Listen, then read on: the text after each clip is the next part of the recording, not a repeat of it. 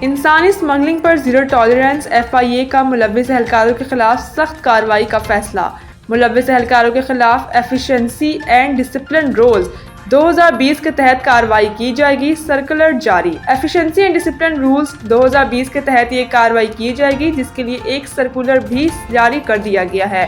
Circular کے مطابق انسانی اسمگلنگ میں ملوث یا اس سے متعلق کسی بھی جرم میں معاونت فراہم کرنے والے افسران اور اہلکاروں کے خلاف محکمانہ اور قانونی کارروائی کی جائے گی۔ اس کے ساتھ ساتھ ان افسران کے خلاف قوانین کے تحت مکمل عمل درآمد کو یقینی بنانے کے لیے ایئرپورٹ اور سی پورٹ امیگریشن حکام کو مزید ہدایات دی گئی ہیں۔